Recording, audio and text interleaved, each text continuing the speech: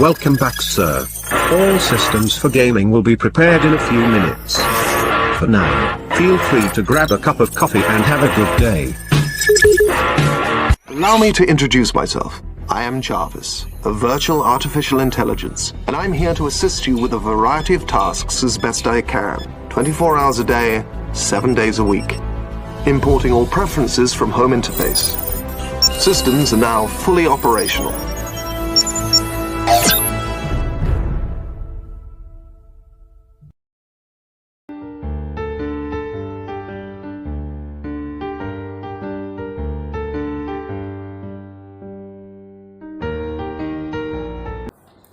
Assalamualaikum warahmatullahi wabarakatuh.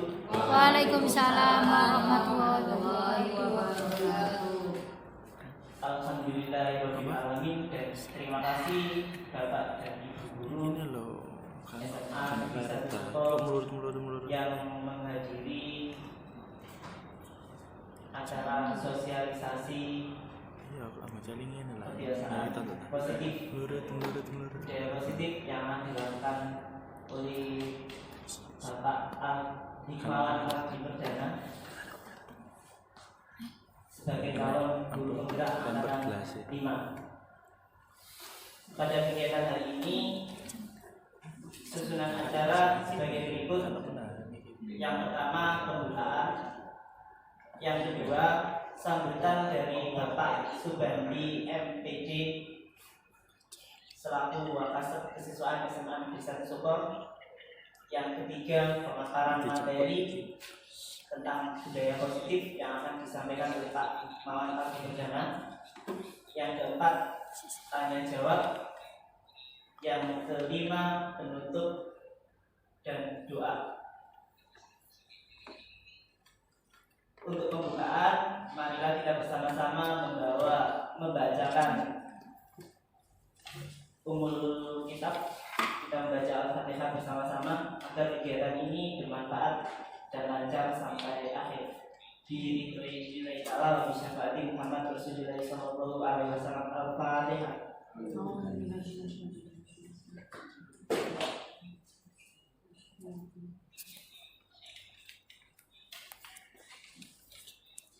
Kita lanjutkan untuk acara yang kedua, sambutan dari Bapak Subandi MPD selaku Wakasek Kesiswaan SMA Negeri 1 Suko.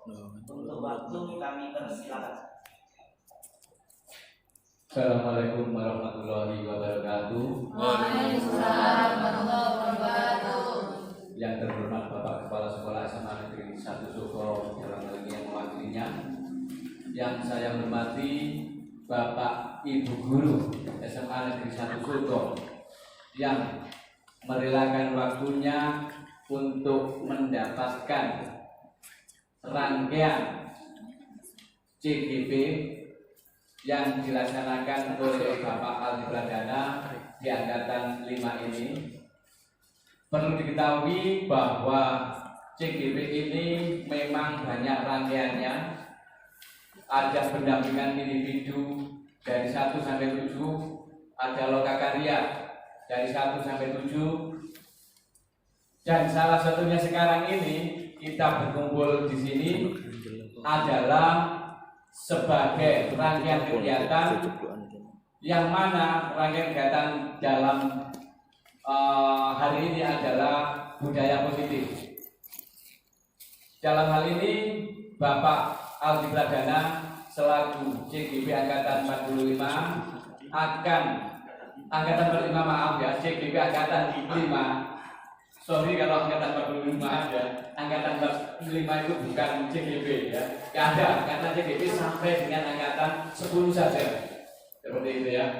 Baik, di angkatan 5 ini saya harapkan CGP Pak Aldi Pradana bisa melakukan apa yang disebut dengan sosialisasi budaya positif, terutama di materi kalau nggak salah sebagai aksi nyata modul 1.4. Harapan saya budaya positif ini benar-benar terimbaskan kepada Bapak Ibu Guru di SMA Negeri 1 Suko ini. Dengan demikian nanti harapan saya juga Bapak Aldi Pradana bisa melakukan semua serangkaian kegiatan dari pendampingan individu ataupun lokakarya. Dari saya mungkin cukup sekian. Semoga di angkatan 5 CGP terutama wabil khusus Bapak Aldi Pradana ini bisa melaksanakan dengan baik. Terima kasih. Saya akhiri. Assalamualaikum warahmatullahi wabarakatuh. Waalaikumsalam warahmatullahi wabarakatuh.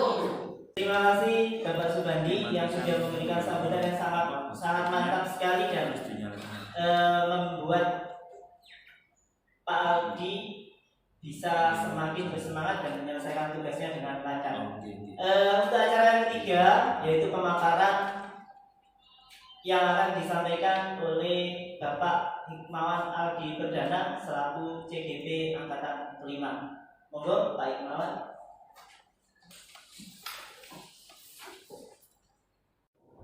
Terima kasih kesempatan yang diberikan oleh moderator kepada saya.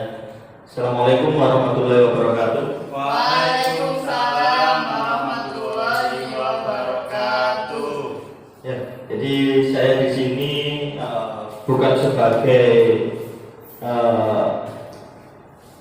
yang serba tahu ya, cuman mungkin karena Bapak Ibu, jadi mungkin karena saya yang mendapatkan ilmu ini terlebih dahulu karena saya mengikuti program CGP, jadi saya akan sedikit memaparkan apa yang saya tahu melalui program ini.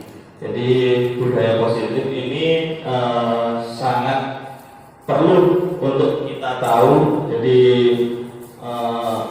di sekolah kita mungkin selama ini kita sudah berusaha menerapkan budaya positif, tapi apakah itu sudah kalau dianggap salah juga tidak, cuman apa itu membuat anak-anak nyaman ya. Jadi apa yang sudah kita lakukan selama ini itu nyaman bagi anak-anaknya. Jadi saya akan memberikan pemaparan dari materi yang saya terima dari program CGP calon guru penggerak ini, yaitu budaya positif. Budaya positif itu dibagi menjadi ada 6 komponen. Ada 6 komponen, yaitu disiplin positif, motivasi perilaku manusia, kebutuhan dasar manusia, keyakinan kelas, posisi kontrol, dan segitiga restribusi. Dari di situ ada karikatur ya, gambar ya. Jadi kenapa kok gambarnya kok banyak ya? Karena kita menerapkan budaya positif ini kita tidak bisa sendirian.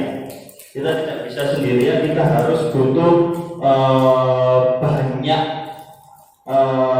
support ya dari mungkin kalau di lingkungan sekolah ini ya kita support dari seluruh lingkungan sekolah, termasuk kepala sekolah dan tenaga pendidikan dan juga tenaga pendidik dari lingkungan sekolah kita ini. Ya. Di komponen pertama adalah disiplin positif. Apa itu disiplin positif? Ya, jadi disiplin positif itu kita kembali lagi, kita kupas lagi dari kata disiplinnya. Disiplin itu berasal dari bahasa Latin disiplina, yang artinya adalah belajar. Jadi disiplin itu bukan taat peraturan ya, tapi artinya sebenarnya adalah belajar. Disiplin diri adalah bagaimana cara kita mengontrol diri dan bagaimana menguasai diri untuk memilih tindakan yang mengacu pada nilai-nilai yang kita hargai. Jadi kita harus punya kontrol pada diri kita sendiri. Jadi kita tidak bisa dikontrol oleh orang lain, dan juga orang lain juga tidak bisa mengontrol dan kita juga tidak bisa mengontrol orang lain. Di situ kita kembali kita masuk ke teori kontrol. teori kontrol ada kita bedakan dari stimulus respon ya. Kita bedakan dengan stimulus respon yang dimana stimulus respon ada realitas kebutuhan atau kebutuhan kita sama, semua orang melihat hal yang sama, kita mencoba mengubah orang agar berpandangan sama dengan kita, perilaku buruk dilihat sebagai suatu kesalahan. Orang lain bisa mengontrol saya bisa mengontrol orang lain. Pemaksaan ada pada saat tujuan gagal. Model berpikir menang atau kalah. Nah, kita sekarang merubah pandangan kita yang tadinya seperti stimulus respon, kita rubah menjadi teori kontrol yang kita hubungkan dengan teori kontrol. Realitas kebutuhan kita berbeda. Ya, jadi kalau yang tadinya di stimulus respon kita menganggap bahwa kebutuhan orang itu semuanya sama, padahal kenyataannya kita merubah pandangan kita dan kebutuhan kita berbeda-beda. Ya. Jadi kita masih lagi setiap orang memiliki gambaran yang berbeda. Di stimulus respon tadi memandang bahwa semua orang itu melihat hal yang sama. Di teori kontrol kita berusaha memahami pandangan orang lain tentang dunia. Di stimulus respon tadi kita mencoba mengubah orang agar berpandangan sama dengan kita. Jadi perbedaannya di situ ya. Jadi kalau di stimulus respon tadi semuanya itu dianggap sama ya, dianggap sama, tapi kalau di teori kontrol itu pemahaman saja berbeda, gambaran juga berbeda, jadi terus kebutuhan juga berbeda. Terus semua perilaku memiliki tujuan. Di stimulus respon tadi memiliki perilaku buruk dilihat dari sebagai suatu kesalahan, tidak seperti itu. Jadi terus selanjutnya hanya ada yang bisa mengontrol diri Anda, hanya Anda yang bisa mengontrol diri Anda, bukan orang lain yang bisa mengontrol saya. Terus Anda tidak bisa mengontrol orang lain, yang tadinya di stimulus respon saya bisa mengontrol orang lain. Kolaborasi dan konsensus menciptakan pilihan-pilihan baru. Pemaksaan ada yang di stimulus respon tadi, pemaksaan ada pada saat tujuan gagal. Nah, terus model berpikir menang-menang. Kalau tadi model berpikir menang atau kalah. Nah, jadi kalau di teori kontrol itu tidak ada menang kalah, tapi semua kita buat ya gimana caranya kita membesarkan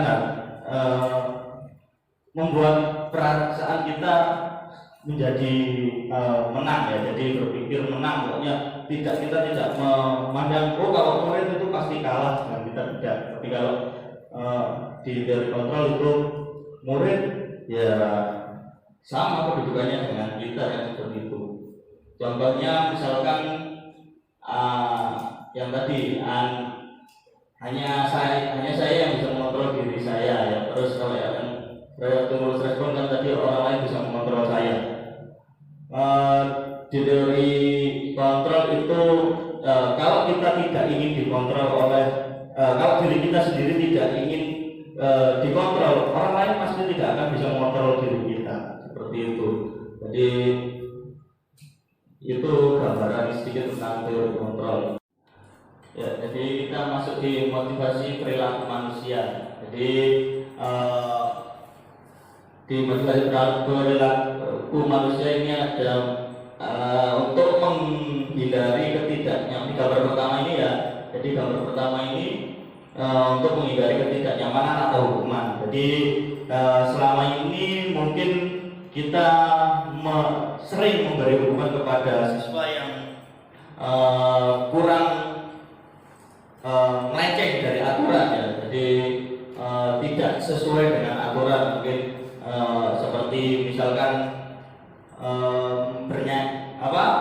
tidak fokus di kelas, misalkan bercanda saat kita menjelaskan, terus ada anak yang bercanda, kita memberikan mereka hukuman. Jadi itu harus kita rubah pandangan seperti itu. Terus ada lagi yaitu untuk mendapatkan imbalan atau penghargaan dari orang lain. Jadi yang memberi hukuman tadi itu cenderung membuat anak itu merasa takut malah ya. Jadi hanya merasa takut terus merasa benci kepada kita, yang ada malah seperti itu. Terus yang di gambar kedua ini adalah mereka termotivasi jadi untuk mendapatkan imbalan atau penghargaan dari orang lain. Misalkan andaikan kita anak tersebut nilainya bagus di mapel kita beri iming-iming imbalan dulu. Nanti kalau nilainya bagus, siapa yang misalkan di mapel saya, mapel olahraga ya, misalkan anak yang bisa melakukan servis dengan baik, itu nanti mendapatkan contohnya saya dikasih permen atau gimana ya. Jadi nah itu malah anak tersebut hanya akan mengharapkan imbalan seperti itu. Jadi membiasakan anak itu akan mengharapkan imbalan. Nanti suatu saat anak tersebut berada di mapel lain yang gurunya tidak seperti saya saat selalu memberikan imbalan saat dia mendapatkan nilai bagus atau persentase prakteknya bagus, dia akan merasa bosan, merasa tidak ada usaha. Jadi dia tidak akan berusaha lagi menjadi lebih baik. Jadi percuma sama ibu ini atau bapak ini, kalaupun saya nilainya bagus, saya tidak mendapatkan apa-apa. Jadi anak akan cenderung mempunyai kebiasaan yang seperti itu. Nah, yang di gambar ketiga ini adalah untuk menjadi orang yang mereka inginkan dan menghargai diri sendiri dengan nilai-nilai yang mereka percaya. Jadi menjadi diri sendiri. Jadi kita membimbing mereka untuk mengarahkan mereka untuk bangga dengan dirinya sendiri. Jadi misalkan dia dapat nilai ya karena usahanya sendiri, terus dia bisa menghargai. Kalau dia mendapatkan nilai yang bagus ya berarti karena dia akan berusaha menghargai usahanya dia sendiri, seperti itu. Jadi percaya diri lah intinya tersebut, bukan karena takut dihukum atau karena mendapatkan imbalan, bukan seperti itu. Oke, selanjutnya kebutuhan dasar manusia. Ya, kebutuhan dasar manusia di gambar ini dibagi menjadi 5, yaitu untuk bertahan hidup. Ya, di tengah-tengah itu untuk bertahan hidup itu ada penguasaan, kasih sayang dan rasa diterima, kebebasan serta kesenangan. Kebutuhan dasar manusia yaitu seluruh tindakan manusia memiliki tujuan tertentu. Terus semua yang kita lakukan adalah usaha terbaik kita untuk mendapatkan apa yang kita inginkan. Terus ketika kita mendapatkan apa yang kita inginkan, sebetulnya saat itu kita sedang memenuhi satu atau lebih dari satu kebutuhan dasar kita.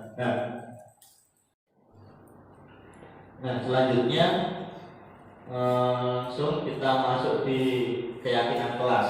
Nah itu adalah contoh gambar dari membuat kesepakatan kelas.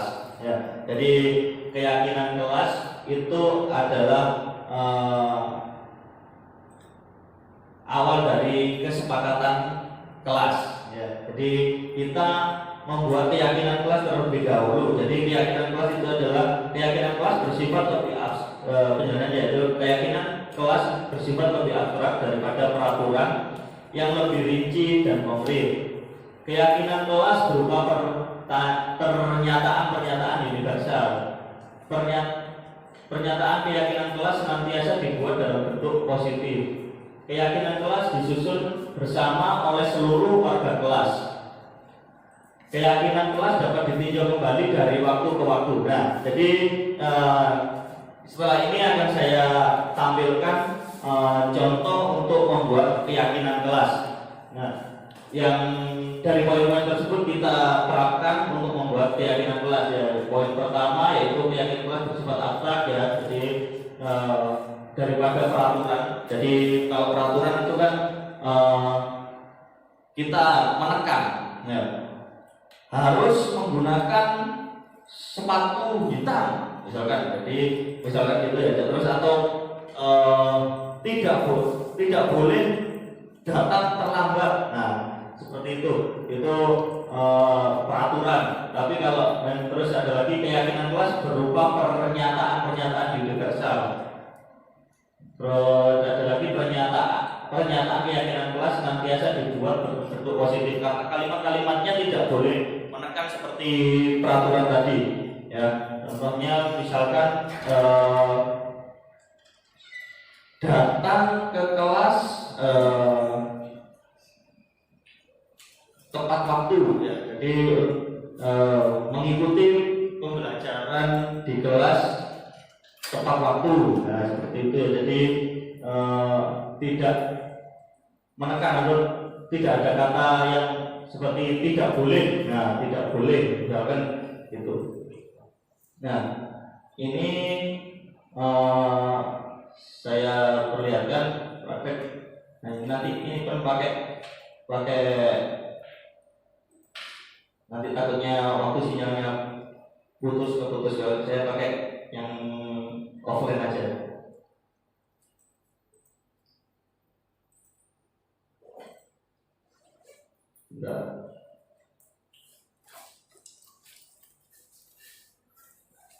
Nah, ini ya saya tampilkan proses membentuk keyakinan kelas.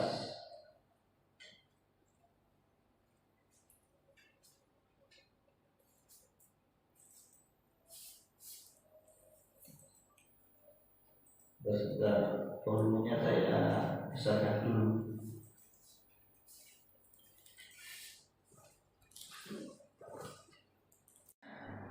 Di sini ini tahapan saya membuat keyakinan kelas. Jadi membagi papan menjadi 3 karena saya tidak menggunakan stick note tadi ya. Nah, untuk papan yang paling kiri saya persilakan untuk absen 1 sampai 12 menuliskan di situ.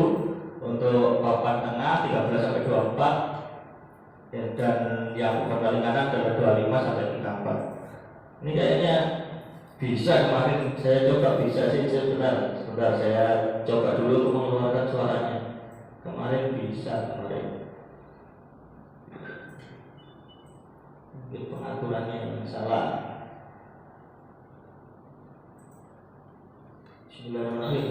Oh ya, bisa ya. Nah, sini nanti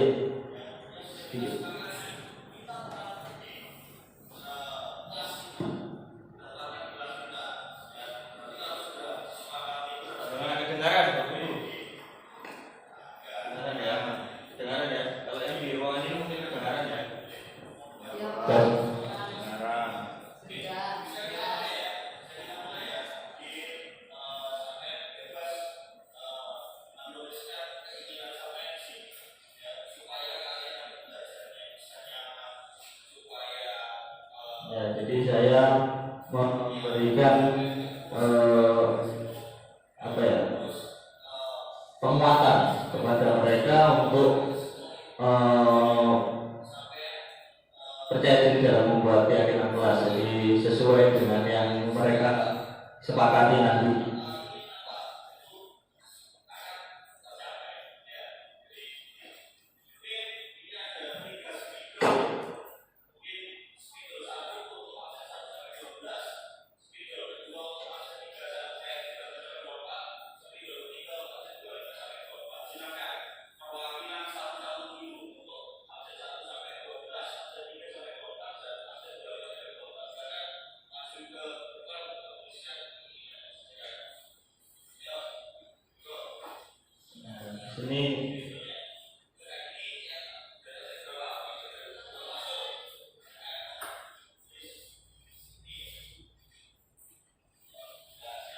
Sini mereka sudah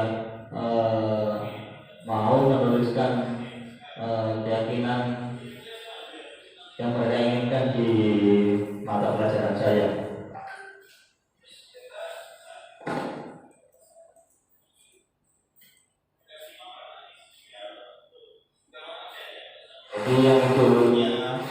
kita selalu membuat peraturan ya, yang dulu namanya peraturan.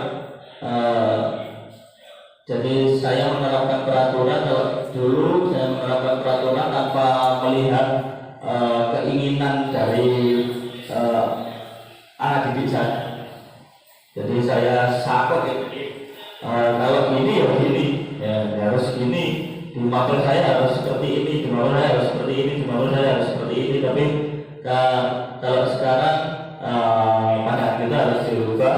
Kita harus melihat kebutuhan yang keinginan kelas untuk mengikuti supaya mereka senang untuk mengikuti mata pelajaran saya. Oke, videonya putus sebentar, saya ada lanjutannya belum.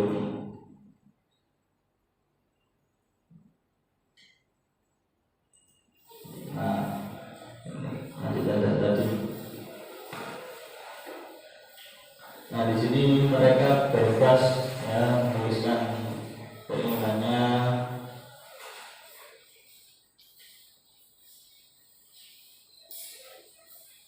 Tidak ada paksaan.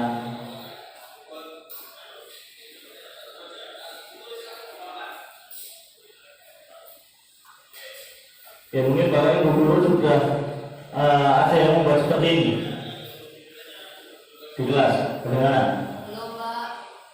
Belum ya, jadi biasanya itu wali kelas ya yang membuat seperti ini, jadi peraturan kelas. Kalau untuk masing-masing mapel biasanya menggunakan peraturan ya, peraturan mapel.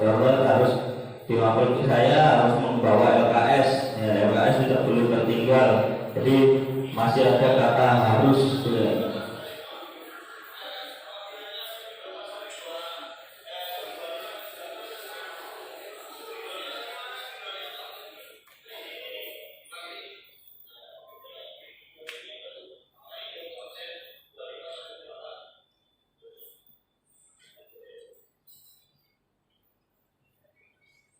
Nah, ini mereka sangat antusias dalam membuat keyakinan kelas ya. Jadi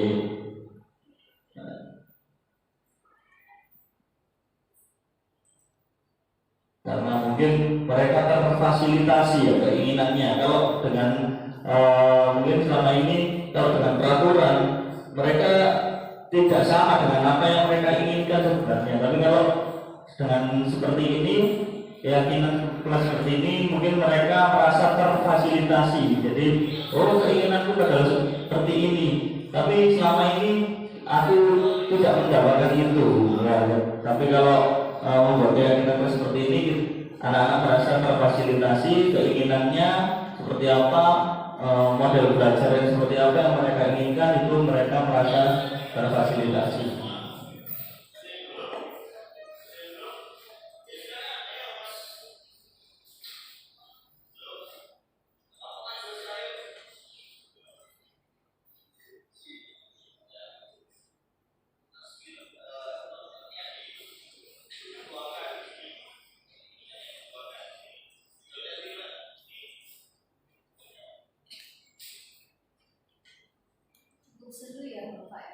Ya, jadi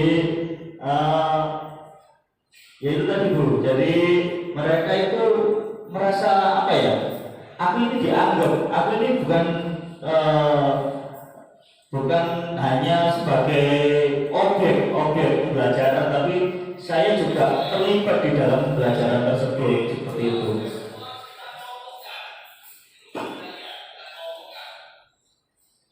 Nah, ini kita kelompokkan sesuai apa yang mereka tulis. Jadi contohnya seperti ini, dia disiplin, ini disiplin.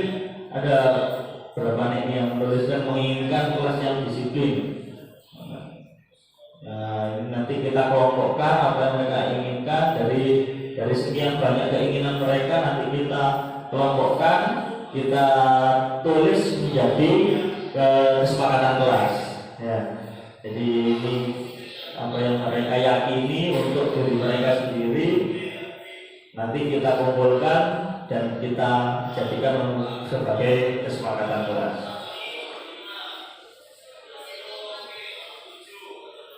Berarti boleh sama ya Pak? boleh. Jadi makanya setiap siswa itu kan kadang mempunyai keinginan yang sama, tapi kadang kan juga punya keinginan yang tidak sama. Nah, beda dengan yang tadi di stimulus respon tadi kan kita menganggap keinginan siswa itu sama semua. Siswa itu misalkan suka belajar yang disiplin, suka belajar yang senyap, ya jadi tidak ada yang fokus sepaneng ya seperti itu kan. Ya, dan kita memaksa mereka untuk seperti itu. Padahal tidak, keinginan mereka ternyata berbeda-beda. Nah ini di sini anak kita memberi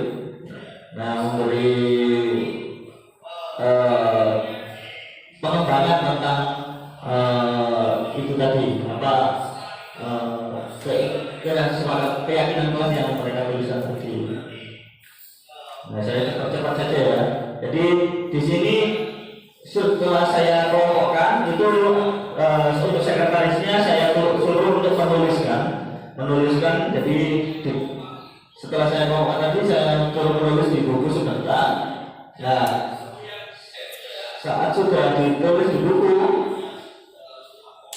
nah ini kan ternyata sama kayak ini. Jadi seperti yang pertama tadi yang disiplin itu udah.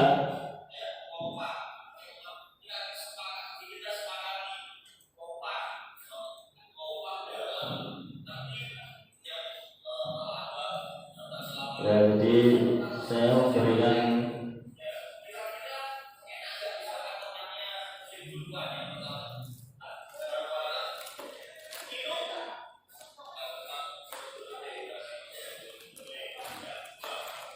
nah ini ada lagi sama kita kelompokkan lagi.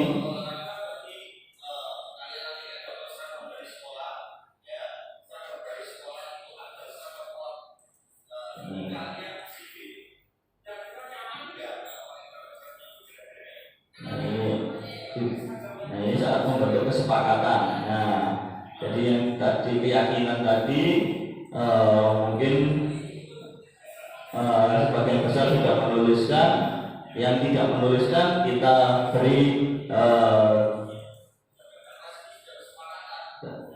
gambaran dari teman-temannya yang menuliskan tadi, keinginan dari teman-temannya yang menuliskan tadi. Nah ini ada pengelompokan lagi. Nah seperti itu ya Bapak Ibu ya.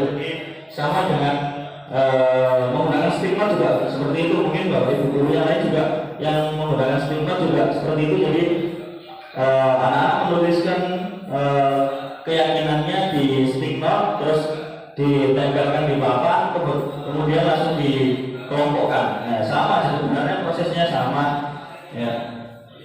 Prosesnya sama, hanya saja caranya mungkin yang berbeda.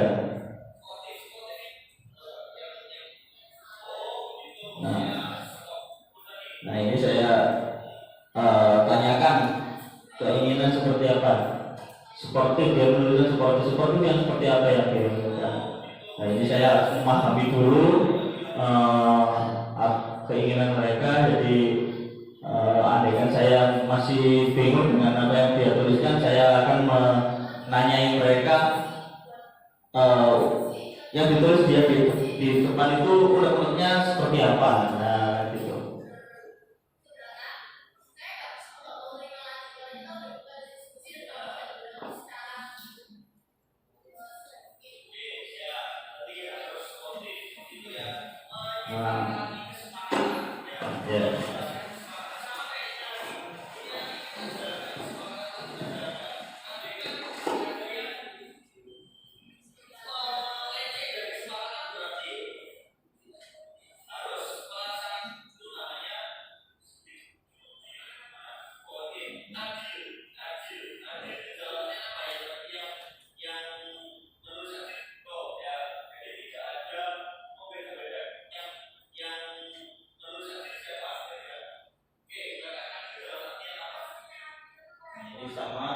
Jadi mungkin saya kurang paham dengan apa yang dia tuliskan, saya harus memahami dulu. Jadi supaya kita tidak satu arah ya nantinya.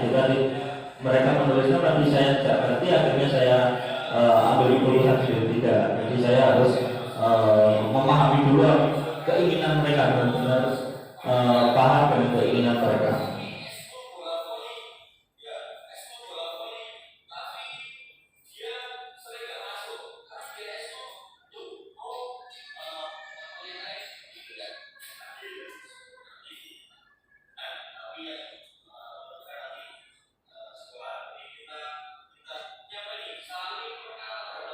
Yang terakhir masa teman.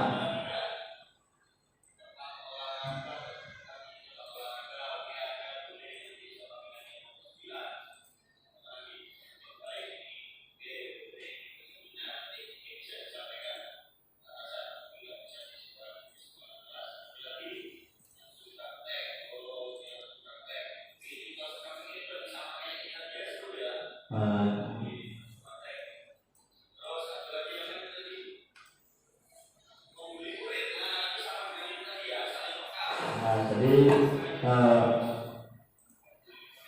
saling menghargai teman juga menjadi kesepakatan bagi mereka ya.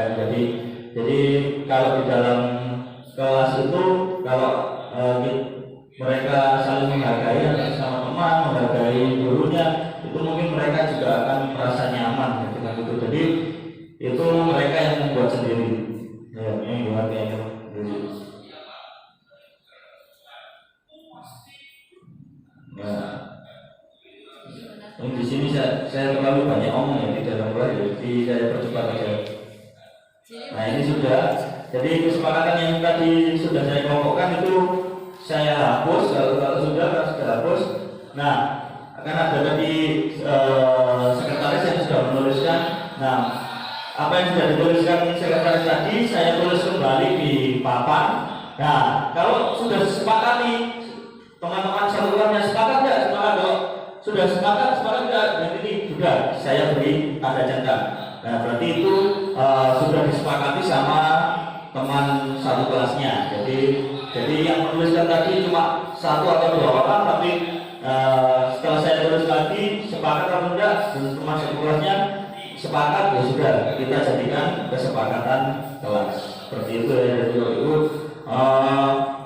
itu tahapan membuat keyakinan kelas dan yang akan dijadikan menjadi kesepakatan kelas. Seperti itu praktek penyusunannya.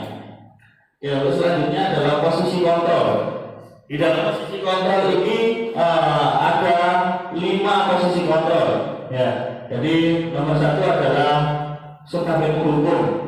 Nah, penghukum bisa menggunakan hukuman fisik maupun verbal. Nah, itu menurut saya kurang tepat kalau untuk diterapkan di sekarang ya. Jadi ada penghukum, terus ada 2 membuat rasa bersalah. Jadi anak tersebut misalkan salah ya, jadi kita menggunakan membuat rasa bersalah dalam menggunakan keheningan atau membuat orang lain merasa tidak nyaman atau bersalah dan rendah diri. Nah, jadi kita misalkan ada anak yang bersalah, jadi untuk membuat mereka mengakui kesalahannya itu kita beri kata-kata yang apa ya? Jadi memojokkan dia. Jadi ini membuat rasa bersalah itu menurut saya terlalu tidak kurang baik ya, karena memojokkan, siswa akan merasa dipojokkan. Jadi ditekan dengan kata-kata yang diingatkan kesalahannya, seperti misalkan sampai Dona bapak ibu guru ini sudah mati-matian, sudah berusaha untuk memahami kalian, tapi kalian kok masih merasa masih membuat kekacauan dengan seperti ini. Jadi menurut saya ya boleh saja mungkin orang yang membahas itu, tapi menurut saya itu kurang cocok ya. Terus ada lagi peran posisi kontrol sebagai teman. Nah, kalau posisi kontrol sebagai teman itu guru pada posisi ini tidak akan menyakiti murid, namun akan tetap berupaya mengontrol murid melalui persuasi. Nah, ini juga ada plus minusnya. Jadi guru murid akan mudah terbuka kepada kita. Jadi kalau posisi kontrol sebagai teman ini, murid biasanya lebih mudah curhat, ya, karena kita memposisikan diri kita sebagai teman pada mereka. Tapi di posisi ini ada negatifnya. Kadang siswa itu akan berlebihan akhirnya, ya, melampaui batas. Jadi karena dia merasa gurunya itu adalah temannya, kadang dia memposisikan dirinya itu lewat batas, ya. Jadi kadang memanggil gurunya itu jambal, ya. Jadi panggilan sebagai teman, ya. Jadi tidak, kadang rasa hormatnya itu akhirnya jadi berkurang. Terus pemantau. Nah, posisi pemantau ini berdasarkan pada peraturan dan konsekuensi. Jadi di posisi pemantau ini itu siswa jadi kita memposisikan diri kita sebagai pemantau dan menerapkan peraturan-peraturan. Andaikan siswa tidak mengikut naiknya dari peraturan tersebut, siswa akan dikenakan konsekuensinya. Jadi ada konsekuensinya. Jadi tetap ada siswa akan dipaksa untuk mentaati konsekuensi yang ada, ya. Jadi ada sedikit pemaksaan di sini. Terus yang terakhir adalah posisi sebagai manajer. Nah, ini menurut saya posisi sebagai manajer ini adalah posisi yang tepat untuk kita sebagai guru SMA, ya. Jadi guru SMA di sini itu kan anak sudah dewasa, ya. Anak sudah dewasa, sudah punya keinginan sendiri, terus sudah mulai bisa membangkang.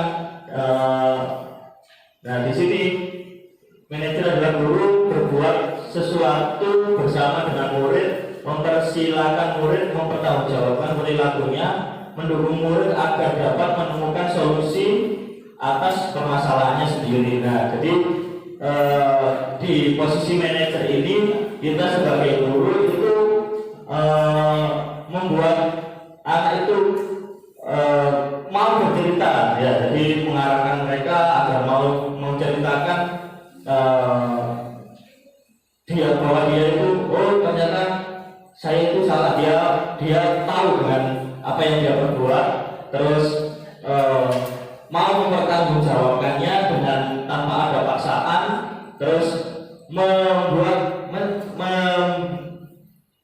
memberikan arahan kepada siswa tersebut untuk mencari solusi dari permasalahannya sendiri tadi, ya. Jadi seperti itu. Jadi kalau untuk di SMA kurang tahu nanti, karena kita guru SMA, ya. Jadi menurut saya kok posisi manajer ini memang yang paling cocok, ya, untuk siswa-siswa SMA. Oke, selanjutnya adalah, nah ini segitiga restitusi ini adalah gambaran dari segitiga restitusi, ya. Segitiga restitusi yaitu menstabilkan identitas, ya, validasi tindakan yang salah, dan menanyakan keyakinan. Nah, ini adalah kita bisa menggunakannya, kita bisa mempraktekkan segitiga restitusi ini pada posisi kita sebagai manajer tadi, ya. Jadi menstabilkan identitas terlebih dahulu, terus validasi tindakan yang salah, dan menanyakan keyakinan. Nah, menstabilkan identitas, jadi setiap orang pasti pernah melakukan kesalahan. Jadi kita bisa memberi keyakinan kepada anak tersebut bahwa setiap orang itu pasti pernah melakukan kesalahan. Kamu bukan satu-satunya orang yang pernah melakukan ini. Jadi anak itu akan mau bercerita tentang apa yang tadi dia lakukan, kesalahan apa yang tadi dia lakukan. Terus validasi tindakan yang salah. Jadi contohnya pertanyaan pematnya, jadi kamu tentu punya masalah. Jadi kita membuat anak tersebut mau menceritakan masalahnya. Kenapa kok anak tersebut akhirnya membuat membuat menjadikan perilaku yang seperti tadi kurang bagus seperti tadi. Jadi kamu tentu punya alasan mengapa melakukan itu. Jadi seperti itu ya. Jadi itu pertanyaan pemati aja. Nanti untuk prakteknya Bapak Ibu guru pasti punya cara sendiri ya. Contohnya itu hanya contoh aja. Adakah cara yang lebih efektif untuk mendapatkan apa yang kamu butuhkan? Jadi seperti itu. Terus menanyakan keyakinan. Jadi ini pertanyaan contohnya adalah keyakinan kelas apa yang telah kita sepakati. Nah seperti itu. Terus dan tadi sudah saya cobakan untuk membuat kesepakatan kelas. Nah itu kita mengembalikan lagi kepada keyakinan kelas yang dibuat tadi seperti itu. Kamu ingin menjadi orang yang seperti apa? Nah jadi itu adalah contoh tadi menanyakan keyakinan. Nah untuk praktek segitiga restitusinya sudah pernah saya lakukan di kelas yang tadi ya. Ini sebenarnya seperti ini. Nah oke, ini videonya online, dari kita pakai yang offline saja ya, supaya tidak ada kalau ada sinyal yang terputus.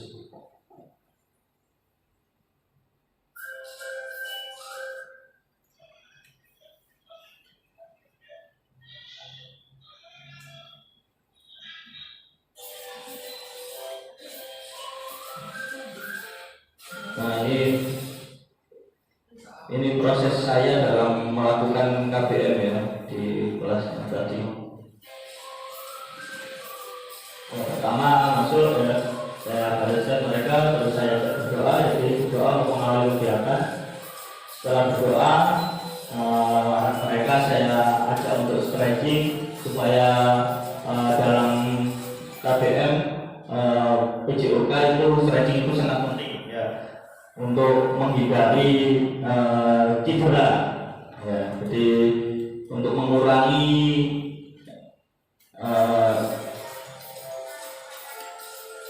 cedera. Nah ini tugas untuk mereka. Ini waktu itu yang saya video ini kan ada presentasi kelompok ya. Jadi ada presentasi kelompok. Anak-anak saya suruh membuat tugas kelompok, membuat permainan kecil ya. Jadi setelah minggu sebelumnya saya mencontohkan apa itu permainan kecil, saya menjelaskan apa itu permainan kecil.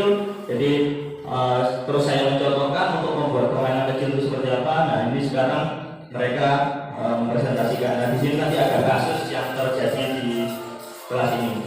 Nah ini kasus pertama. Kasus pertama itu siswa yang satunya itu kan saya suruh presentasi.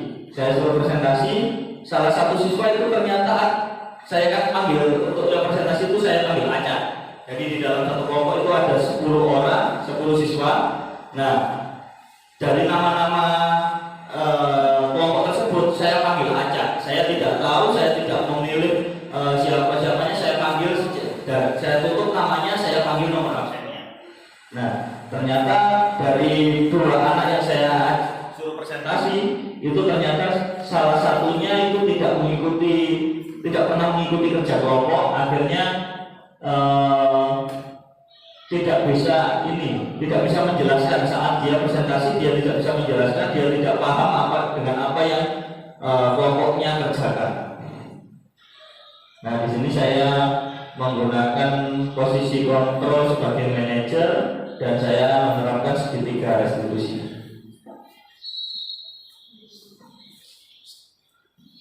Nah Ya, jadi di sini saya menstabilkan situasi dulu. Situasi jadi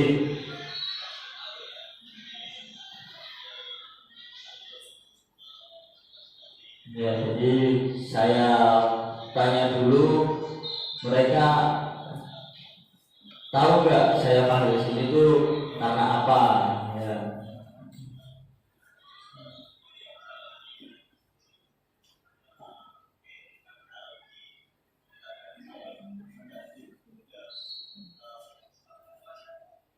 Ini saya menggambarkan, jadi kita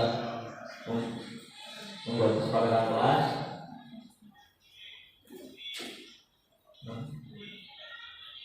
Nah, ini saya menstabilkan kelas dulu. Jadi ya tidak semua orang pasti membuat kesalahan ya. Jadi tapi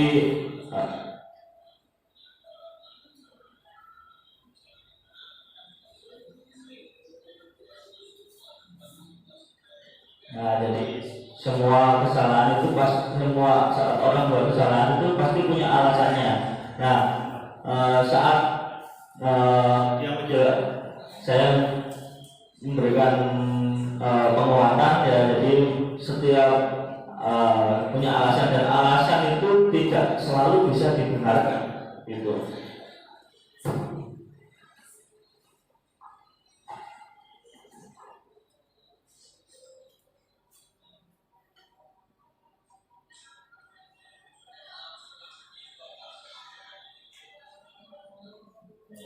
Jadi ini siswanya namanya Angel ya, mungkin Bapak Ibu guru yang mengajar di kelas ini tahu siswa ini namanya siapa. Ini namanya Angel. Jadi katanya Pak Angel ini kenapa kok sering tidak mengikuti kerja kelompok. Ternyata dia masih membela diri ya. Saat kerja kelompok itu Pak, saat kerja kelompok itu selalu bertabrakan dengan jadwal saya. Jadi dia masih membela diri gitu ya. Jadi punya alasan untuk membela diri.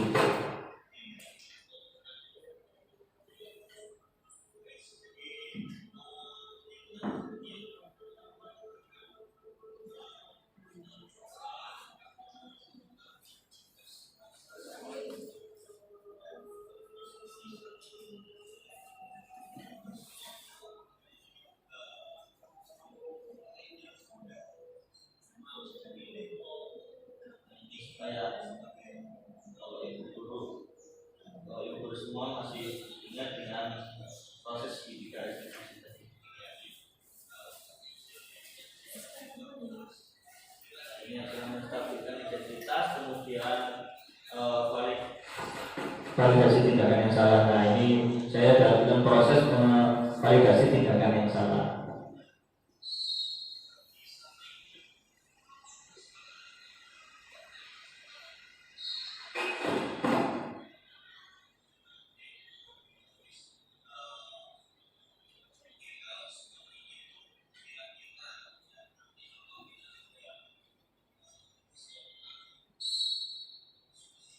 Nah, saya mulai menanyakan keyakinan. Nah, ini jadi keyakinan kelas yang dibuat tadi, saya ingatkan kembali kepada Pak siswi yang namanya Angel ini. Kemudian saya arahkan dia untuk mencari solusi terhadap masalahnya sendiri, supaya nantinya kedepannya dia tidak sampai mengulang kesalahan sama.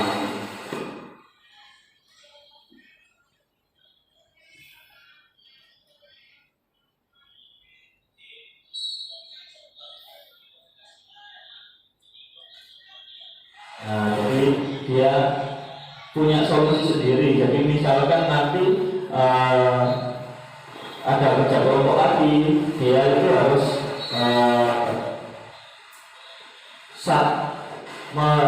mudah komunikasi dengan temannya. Jadi selalu komunikasi dengan temannya. Jadi selama ini Mbak Angel ini merasa dirinya karena aku merasa temannya yang salah, kenapa membuat kerja kelompoknya itu selalu bertepatan dengan jadwal lesnya. temannya kan juga nggak tahu jadwal lesnya Mbak Angel itu kapan, kan nggak tahu. Jadi nah ini untuk kedepannya Mbak Angel ini membuat keyakinan sendiri, jadi harus sering berkomunikasi dengan temannya biar tidak sampai miskomunikasi lagi. Nah jadi andaikan dia bertabrakan lagi dengan jadwal lesnya, dia membuat keyakinan pada dirinya sendiri bahwa andaikan bertabrakan dan tidak ada waktu lagi, misalkan tidak ada waktu yang bisa dipilih lagi, Mbak Angel akan lebih mementingkan kepentingan kelompok daripada kepentingan individunya, seperti itu. Jadi untuk yang kepentingan individunya bisa di jadwal ulang seperti itu. Ya, nah ini untuk kasus yang pertama. Nah nanti ada lagi kasus yang kedua yang saya terapkan kepada siswa yang namanya Alam. Nah ini saat kasus kedua.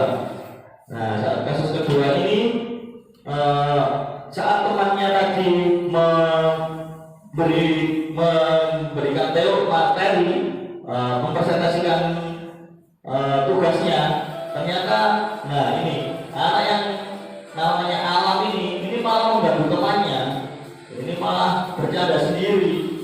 Nah akhirnya membuat konsentrasi temannya itu berubah ya, jadi membuat temannya satu kelas itu tidak konsentrasi seperti itu.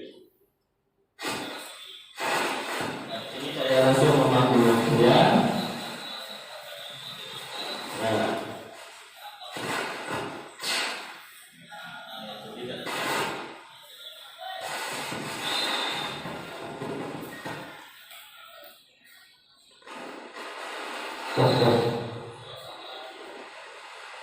sama seperti kasusnya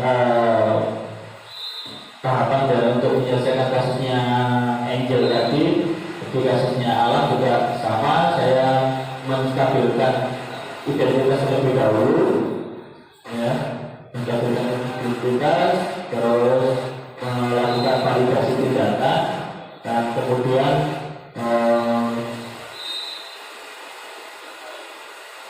menanyakan keyakinan, ya, menanyakan keyakinan.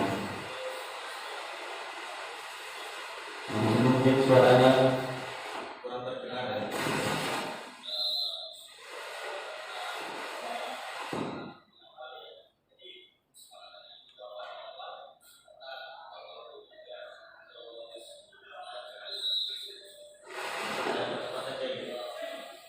Saya cepat sedikit supaya waktunya tidak terlalu lama.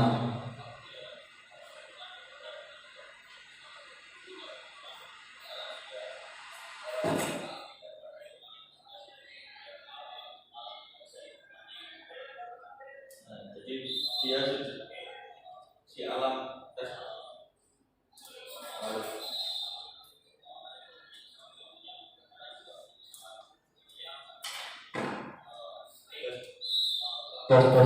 ya.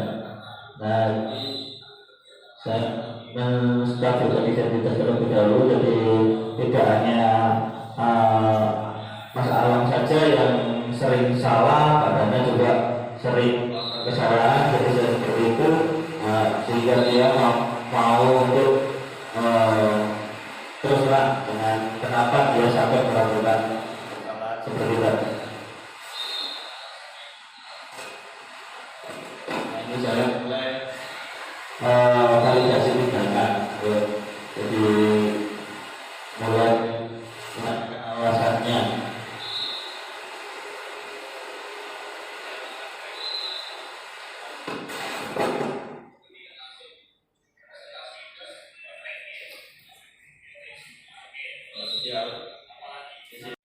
Nah, di sini masalah sudah mulai terbuka, sudah mau menceritakan kenapa alasannya dia itu memang kalau di kelas itu sering nggak fokus, malah seringnya malah jahil ngerjain temannya, karena dia itu tidak bisa diajak pembelajaran yang sepaneng gitu, nggak suka dia dia lebih suka yang untuk saat pelajaran ya juga habis dijelaskan sedikit langsung ke presentasi, jadi langsung ke praktek ya, seperti itu dia sukanya seperti itu. Jadi kalau dia belajar yang tujuan teori yang sepanang itu dia malah ya jenuh seperti itu.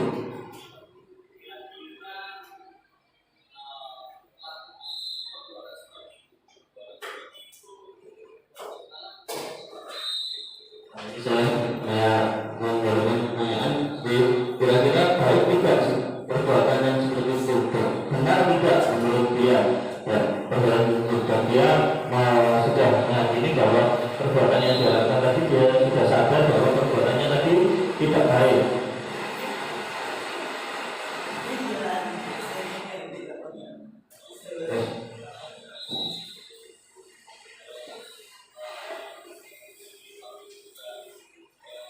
Nah, ini saya mulai menanyakan keyakinan. Ya, jadi saya mengingatkan keyakinan yang disepakati di awal tadi. Ya.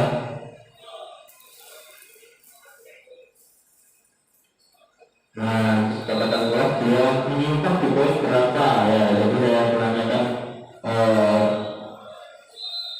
di kesepakatan kelas.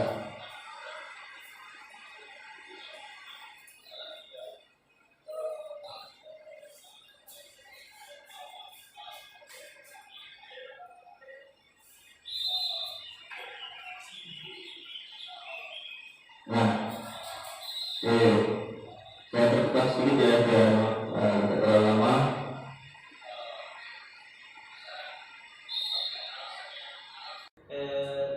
Bagus sekali presentasi dari Pak Hikmawan Aldi Perdana. Sekarang pada sesi yang ketiga ini akan dibuka sesi tanya jawab ataupun sanggahan dari Bapak Ibu Guru. Monggo dipersilakan kalau ada yang ingin beri sanggahan dan pertanyaan.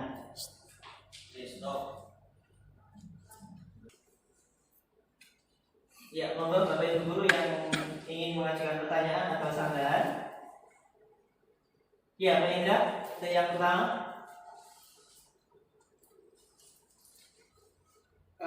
Izin ya Pak Dana. Ya. Saat Bapak mempraktekkan segitiga restitusi, apakah mengalami kendala atau hambatan? Misalnya, anak tidak mau menyadari tentang penyimpangannya dan sebagainya.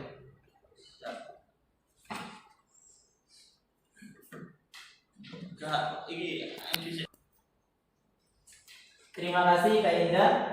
Pertanyaannya sangat bagus sekali. Pak Indra menanyakan tentang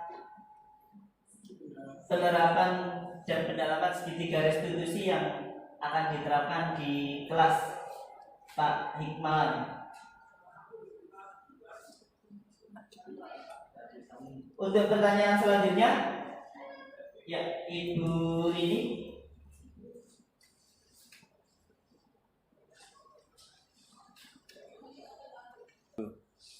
Terima kasih kesempatan diberikan kepada saya. Yang ingin saya diskusikan dengan Bapak Hikmawan Aldi Perdana itu, Bapak tadi menerapkan atau mengajak anak-anak untuk menyusun keyakinan kelas ya Pak, dengan tujuan tertentu. Nah, misal saya ingin menyusun keyakinan kelas, boleh tidak berbeda tujuannya dengan yang sudah Bapak contohkan tadi, gitu. Kemudian dari keyakinan kelas yang sudah saya susun atau panjenengan susun dengan anak-anak tadi itu, kelanjutannya ke mana? Terus kalau ada yang melenceng dari keyakinan kelas, proses penyelesaiannya bagaimana? Begitu Pak, terima kasih.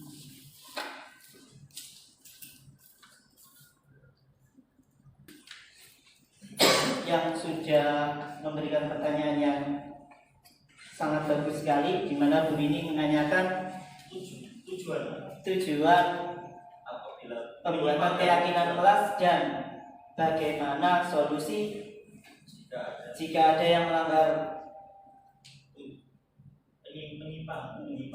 melanggar dan apabila ada atau Bu Rini tadi untuk membuat contoh yang lain selain yang dipaparkan oleh Pak Hikmawan. Bagaimana Pak Hikmawan, langsung ditanggapi atau ada pertanyaan lagi? Itu yang pertama tadi. Bolehkah saya menyusun keyakinan kelas yang berbeda tujuan dengan yang Bapak susun? Kemudian kalau keyakinan kelas itu larinya kemana? Kan terus habis itu jika ada anak yang melakukan penyimpangan terhadap keyakinan kelas yang sudah disusun, saya menyelesaikannya berarti pakai segitiga.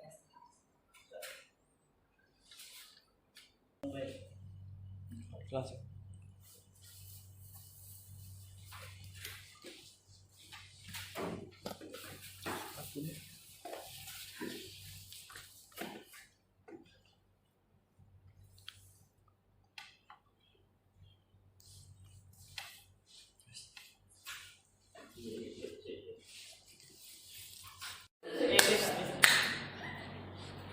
Terima kasih pertanyaan dari Pak Indra dan Bu Rini. Mungkin akan saya jawab dari pertanyaan Pak Indra dulu. Untuk pertanyaan dari Pak Indra tadi, bagaimana seringkah mengalami kendala ya, dalam penerapan segitiga restitusi. Untuk penerapan segitiga restitusi kita pasti menghadapi banyak kendala karena dari siswa kita kan berbagai macam karakternya ya Pak Indra ya. Jadi pasti kita juga tidak mudah untuk menerapkan segitiga restitusi ini kepada siswa. Tapi kita sebagai seorang guru atau seorang pendidik, kita tidak boleh menyerah. Jadi kita tidak boleh menyerah dalam berusaha menerapkan budaya positif ini di sekolah, khususnya pada segitiga restitusi, yang dimana nanti kebiasaan ini apabila kita kita praktekkan terus-menerus, kita usahakan untuk mempraktekkan budaya ini terus sesering mungkin. Jadi nanti kita akan terbiasa untuk menghadapi karakter anak yang bagaimanapun, kita juga akan bisa terbiasa. Jadi kalau kita dalam penerapan satu kali mungkin kita menghadapi kesulitan karena mungkin anaknya yang dari katakan Pak Indra tadi, anaknya mungkin tidak mengakui. Jadi kita sudah seperti yang video saya tadi, kita menanyakan dulu alasan dia kenapa tadi dia berlaku seperti itu. Tapi kalau kita sekali saja menyerah dengan karakter anak yang model anak yang tidak mau mengakui kesalahannya seperti tadi ya, jadi kita harus terus. Kalau kita mudah menyerah ya sudah, kita akan berhenti di situ nantinya ya. Tapi kalau kita akan berusaha terus menerus tetap memberi seperti yang saya katakan pada alam tadi ya, jadi menanyakan lagi, jadi memberi stimulus lah intinya supaya dia nanti akan mau bercerita tentang kenapa sih sebenarnya, dan dia akhirnya mau mengakui kesalahannya. Jadi intinya kita tidak boleh menyerah dalam penerapan budaya positif ini di sekolah. Itu aja. Ya, bagaimana menurut Pak Indra, apa sudah terjawab unek-uneknya tadi yang ditanyakan ke saya tentang penerapan budaya positif atau penerapan segitiga restitusi di SMA Jogja? Mungkin. Oke, terima kasih untuk Pak Indra. Nah, untuk Bu Rini tadi pertanyaannya adalah bagaimana apabila saya berbeda, ya, memiliki tujuan yang berbeda dalam membuat keyakinan kelas. Saya rasa tidak apa-apa, bisa. Jadi karena setiap kelas itu tidak selalu sama, ya, keinginannya. Jadi ada yang kelas ini menginginkan kelas ini sering menginginkan yang disiplin, menginginkan yang contohnya tertib, rapi. Ada yang menginginkan sambil diselingi bercanda-bercanda untuk yakin kelasnya. Saya rasa setiap kelas tidak selalu harus sama. Nah, boleh itu. Jadi sesuai keyakinan kelas yang dibuat saja. Jadi sesuai keyakinan kelas yang diinginkan oleh siswa yang ada di kelas itu. Terus untuk pertanyaan Bu Rini yang kedua, setelah membuat keyakinan kelas nantinya ke mana? Nah, setelah membuat keyakinan kelas itu akan menjadi kesepakatan kelas. Nah, kesepakatan kelas itu nanti yang akan disepakati oleh anak yang dibuat tadi kan keyakinan kelas, jadi menjadi kesepakatan kelas. Dan kesepakatan kelas itu nanti yang akan dipatuhi oleh anak-anak di kelas tersebut. Dan yang terakhir, bagaimana cara menyelesaikan apabila ada penyimpangan tentang penyimpangan dari kesepakatan kelas tersebut. Cara menyelesaikannya yaitu menggunakan segitiga restitusi. Ya, jadi menggunakan segitiga restitusi seperti yang saya jelaskan tadi, segitiga restitusi, terus menggunakan 5 posisi kontrol tadi. Ya, 5 posisi kontrol, dan yang saya gunakan tadi, yang seperti contohnya saya gunakan tadi itu adalah posisi kontrol kita sebagai manajer. Ya, jadi sebagai manajer kita tidak menerapkan hukuman, kita hanya mencari atau membuat anak itu bercerita tentang permasalahannya. Ya. Jadi kalau kita sudah tahu permasalahan anak itu, nanti kita bisa memberikan solusi, atau anak itu sendiri nanti yang akan memberikan solusi pada permasalahan yang dia buat sendiri. Nah, seperti itu penerapan segitiga restitusi. Dan seperti yang ditanyakan Bu Rini tadi, bagaimana untuk Bu Rini? Ya, terima kasih. Jadi itu tadi yang bisa saya jawab dari 2 pertanyaan yang diberikan oleh Kak Indra sama Bu Rini. Monggo Pak Musik selaku moderator. Alhamdulillah, kita sudah sampai pada sesi tanya jawab dan sudah dijawab dengan tugas oleh Pak Hikmawan sesuai dengan materi kita tadi untuk mewujudkan budaya positif di sekolah dengan melakukan pembentukan keyakinan kelas bersama di kelas. Dan di dalam penanganan penyimpangan keyakinan kelas, Kak Dana melakukan 5 posisi kontrol restitusi dan segitiga restitusi, sehingga siswa sangat nyaman sekali untuk belajar di kelas. Sekian tadi pemaparan dari Pak Hikmawan Ardi Perdana pada hari ini. Semoga bermanfaat bagi kita semua dan dalam proses pembelajaran kita. Sebagai penutup, marilah kita baca hamdalah bersama. Alhamdulillah. Sekian. Wassalamualaikum warahmatullahi wabarakatuh.